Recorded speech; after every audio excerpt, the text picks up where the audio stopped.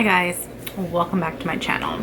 I'm sorry I look gross. I've been in no mood to get myself ready, no mood for much of anything. So I'm gonna try really hard not to cry this entire video. We just went through our third round of IVF. You could tell from the title, and I'm sure you can tell from the title that things didn't go the way we had hoped. But let me start at the beginning.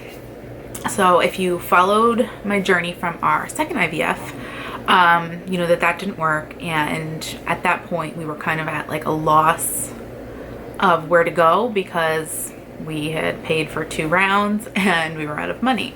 So I had gotten a new job. I look really gross. Please don't judge me, guys. I got a new job which was pay cut, but it offered amazing benefits and gave us the opportunity to do another round of IVF.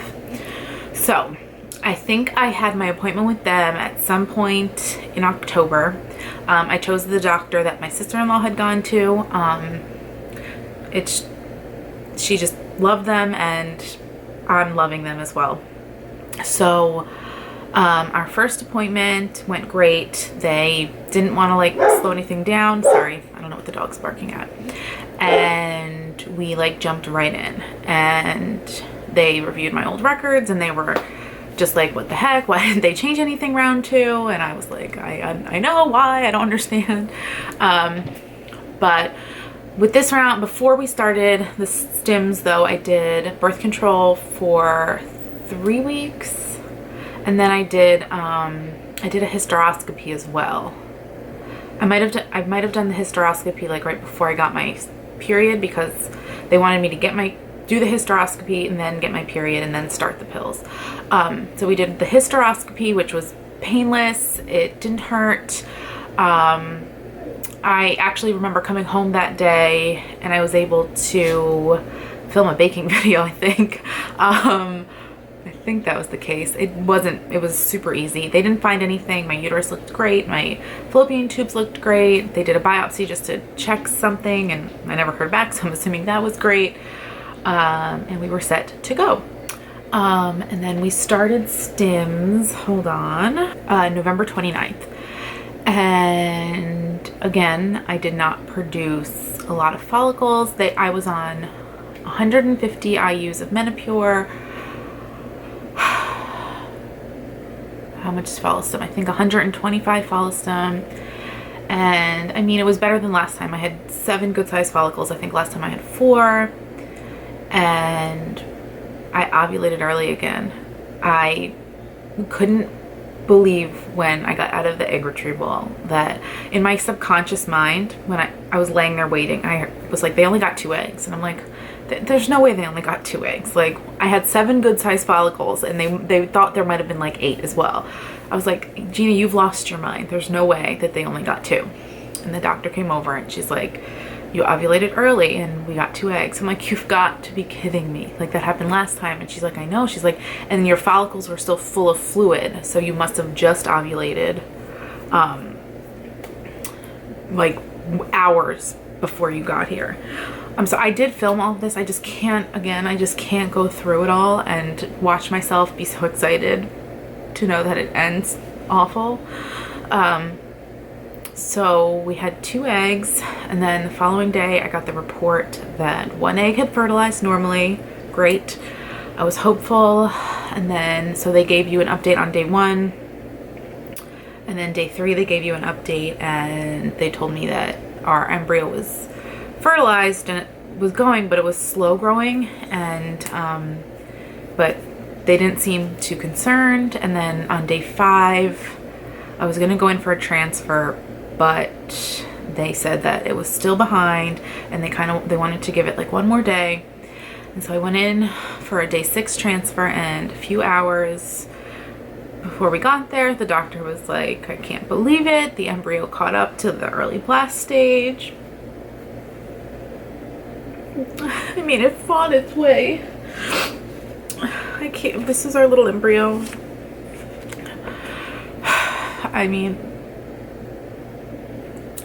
it fought its way, and it made it to the right stage. And then we transferred on December 13th, I think. No, December 12th. It was a Wednesday. No. December 19th. It was a whole week later. December 13th was the egg retrieval day. December 19th was transfer day. I came home. I rested a lot because I only had work one more day. And on December 28th, I went in for my beta. I didn't get too many like symptoms. I did feel a lot of like twinging down there, but I felt that last time. I feel that all the time, so I didn't want to like overthink my symptoms. I was out of breath, but then I had researched that progesterone can do that to you. I was tired and I cut out my afternoon coffee, so that's why I could have been tired. I was just like, I was trying not to overthink any of my symptoms, but I went in that Friday morning and they were like, oh, you might not get a call till 2:30. So I texted Rob. We didn't take any tests early, and I said, I'm sorry, I have to get a test. I'm not waiting till 2:30. And I took that test and it was positive right away. I couldn't even believe it. I've never seen a positive pregnancy test in my entire life. 4 years of trying, and I've never seen one, and it showed up right away. I'm sorry. I couldn't believe it. I couldn't believe that it finally worked. I called, well, I didn't want to tell my family until I heard the numbers, and I couldn't believe it. I couldn't believe our little embryo fought its way and stuck, and I was just so excited that it was a fighter, and it was just our little embryo that it was meant to be. It was just, it was so hopeful. And then what happened? So my first beta was 62. The next beta was, I have it all, hold on. So 2 days later I went in and my beta was 143, doubled. So I kind of always had like a nervous feeling because the numbers were low and it was a fresh transfer, and fresh transfers tend to implant quicker than frozen embryo transfers. So I was a little concerned, but the doctors told me there was nothing to be concerned about. So I was just like, great, okay, everything's going great. And then beta number 3 was, I went in 3 days later. It was 438, and then the following one was 930, which was Friday. And I was just like, oh my God, I can't believe it. I cannot believe that I am 5 weeks pregnant and things are going great. I was just waiting for something bad to happen. I don't know if it was just like my gut telling me, or I was trying really hard to be positive, because it was just another rough round. That Friday night I came home, I was cooking dinner, and I started bleeding. And I didn't panic right away because according to my Googling, bleeding early on is very normal. And then it was like coming out like a period. And then I saw 2 clots and I just about lost it. Rob and I both lost it because clotting is never good. And I was cramping and I was Googling, and I just knew in my heart it was over. We cried all night. We literally just cried all night.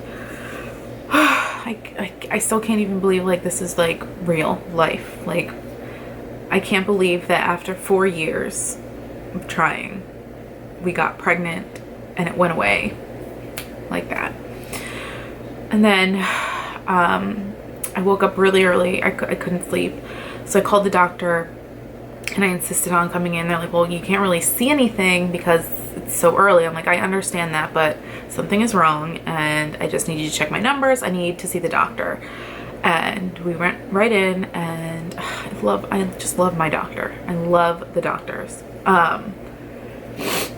She did an external exam. She did the ultrasound anyway just to see if there was anything to see. She said that my lining still looked good, my cervix was closed, to just go home and rest, and they will tell me if my numbers have dropped.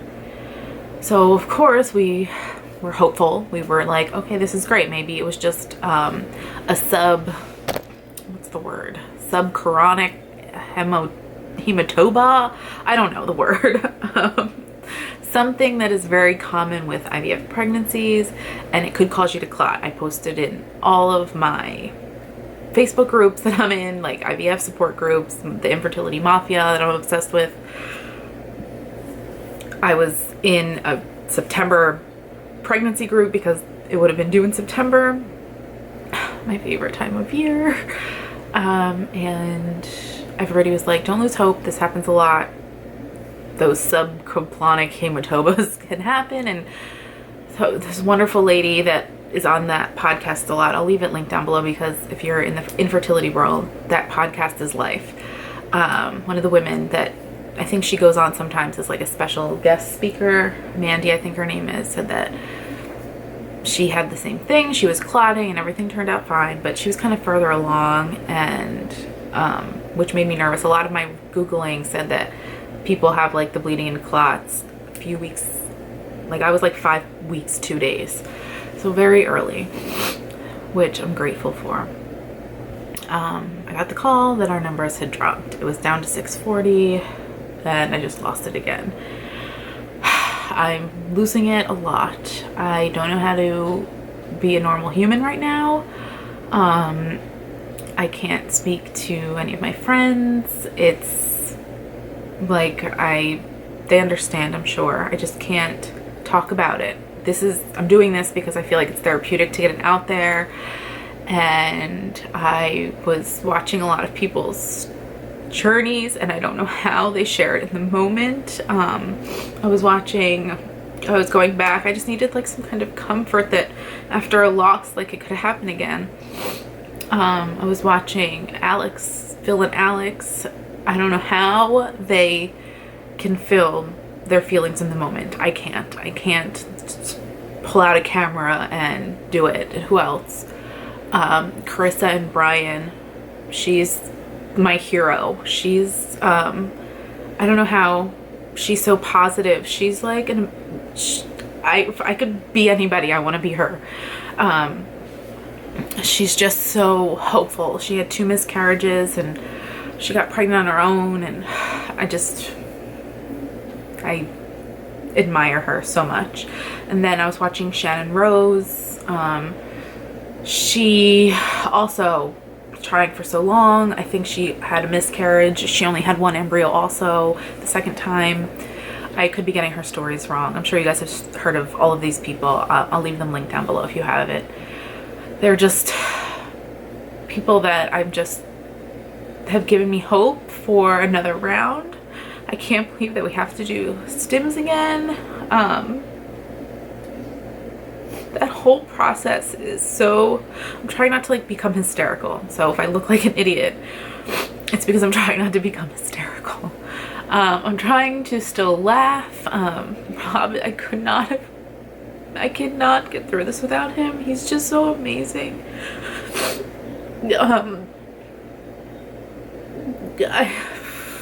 I'm sure most people have amazing husbands that are going through this, but I can't even think how I would do this without him here. He hasn't left my side for the past 3 days, and I don't know.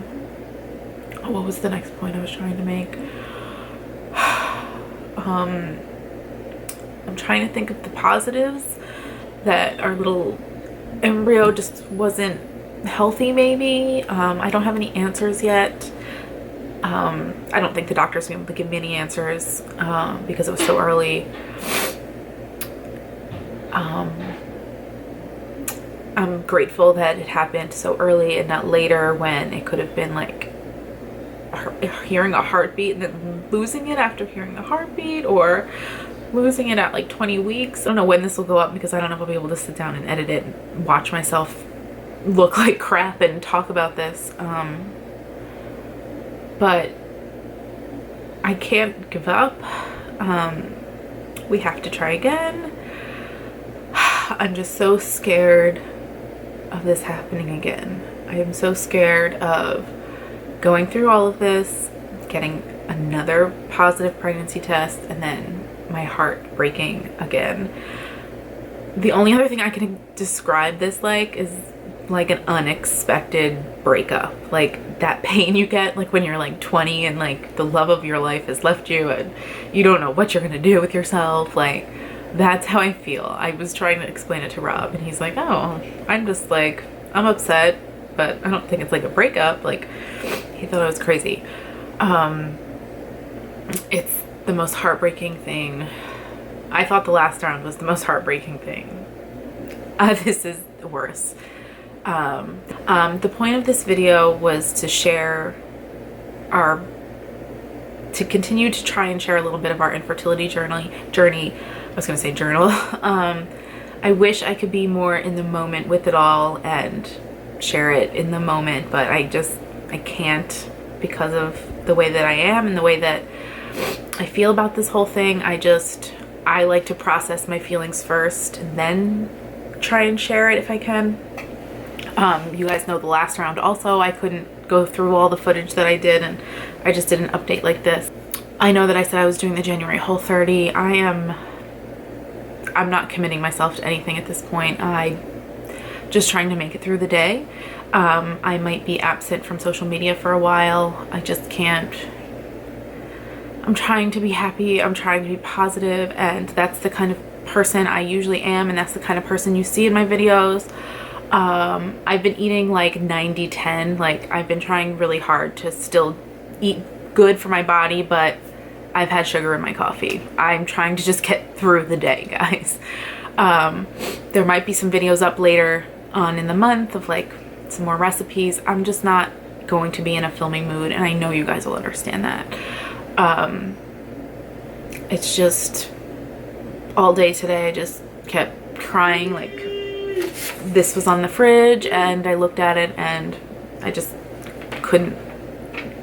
I just stopped and cried. I saw my sharps container and it made me cry. It's just, this whole process is, I can't say it enough, heartbreaking.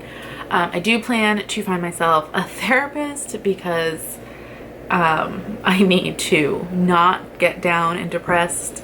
I need to get through this because life goes on. We will have our family someday. We will have our baby someday. And we are very lucky to being able to try a fourth time. When you finally get to the point of IVF, you don't think you'll be trying more than once. I'm speaking for myself. I mean, I'm sure other people in this situation feel the same way. After years and years and years of trying and negative pregnancy tests and false hope and analyzing every single little symptom and just driving yourself crazy, you're like, finally, I get to the point of IVF. I'm going to have my baby. I'm gonna have my baby. Like, there's no question. I'm young, I'm healthy, I'm gonna have my baby. No. Almost an entire year since the first time we saw the last doctor. An entire year of IVF journey now. I can't even believe that. So we will keep going. I will try to update what the plan will be. If I do, it's just going to be like in another video. It won't be in like a formal sit down video. I'm up to 20 minutes now. I didn't want this to be long. So yeah, we're just waiting. For now, the plan is waiting for my numbers to go down. They don't think I need to do a DNC because I wasn't very far along and my numbers weren't high. They're expecting it to get down to, I think, 0 by the end of next week, and then we'll start again. Luckily, we'll be able to start again soon. Hopefully at some point in February. Thank you guys so much for watching this video. I will leave a link down below my other infertility videos if you're interested, and hopefully I will see you guys soon in another video.